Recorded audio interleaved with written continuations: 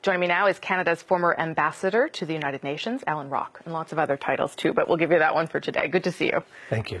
So the Canadian government says that it has asked Aung San Suu Kyi to stop the violence.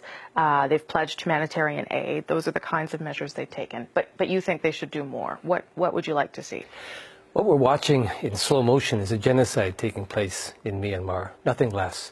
So I think Canada should use its weight at the United Nations to make a fuss, to encourage other countries of similar mind to join with Canada in a coalition, put pressure on the Security Council, demand that action be taken, that sanctions be considered or imposed, that other steps be taken to get the attention of the government of Myanmar. I mean, we're talking about 1 million lives being at stake. Already 145,000 have fled the country. The rest are living in very difficult circumstances, facing violence conducted by Myanmar's military. It's a major human rights catastrophe, and so I think Canada should do whatever it can to draw further attention to it and demand that it be stopped. You compare it to the situation, the conflict in Kosovo. What is the similarity there? Well, it's just striking that it was 20 years ago right now that we were looking at the ethnic cleansing in Kosovo when Muslims were under attack.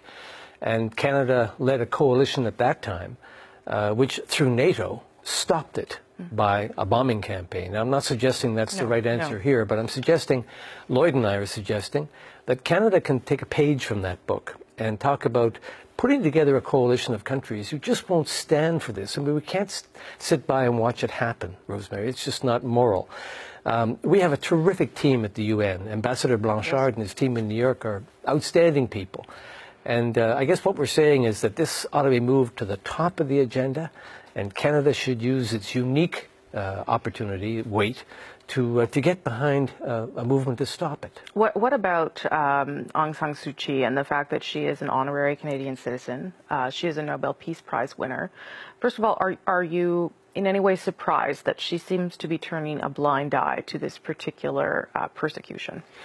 I share the general surprise, shock, and disdain. I mean, I supported her very strongly when she was under house arrest and opposing the military rulers of Myanmar. Now that she's in de facto position of power, she seems to have turned away from all of that, and I'm not sure whether she's afraid of offending the military, thinking that they might reemerge and displace her. Sure. It's a very complicated situation with the state of Rakhine. There's a long, complex, and difficult history. The Muslims in that part of the country have always been second-class citizens if they've been allowed citizenship at all. That's right. So it's a hot-button issue in Myanmar. I understand that.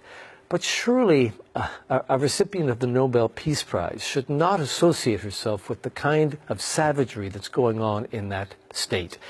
And what Lloyd and I have suggested is Lloyd Axworthy. Lloyd Axworthy and I have suggested is that we should petition the Nobel Committee to revoke the Nobel Peace Prize. It doesn't belong in her hands if this is the way she's going to use her present authority. And what about the Canadian citizenship as well? I think that too is in doubt. We accorded that citizenship as a special honor given to only a handful of people because of the exceptional courage she'd shown in defense of human rights. And now she's doing just the opposite. I can see a strong argument that she ought not to be an honorary citizen of this country.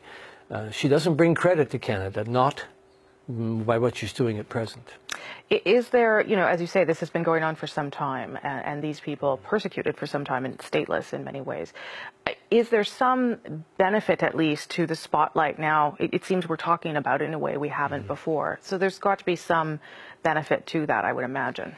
Well, it's a very optimistic view, but I don't share that optimism, frankly. Kofi Annan just did a report of a commission, a special commission appointed by the government of Myanmar, of an international panel to look into the circumstances in Rakhine State. He made a number of recommendations that would overcome some of the barriers to equity. I mean, Muslims in that state are not citizens of Myanmar for the most part. They have no access to basic sanitation, education, or health care. The poverty levels in that state are twice, 3 times what they are in Myanmar generally. It's not benefiting from the improvement in Myanmar that came with the reintroduction of democracy. So it's a dreadful situation of which the current violence is just the most pointed and the most urgent symptom. So I think there's a lot of work to do in that state, and I understand that there's state sovereignty and we have to respect what goes on inside a country's borders, but In 2005, the world agreed unanimously that we would not stand by and watch a sovereign state kill its own people. That's what's happening there. And that's why I think we must speak up and we must act, and among other things, provide humanitarian support to the hundreds of thousands of Muslims who fled that state and gone to Bangladesh. The World Food Program is having trouble keeping up with the demands there. Okay. Alan Rock, good of you to make the passionate plea. Thank you. I appreciate it. Thank you for having me. Thank you.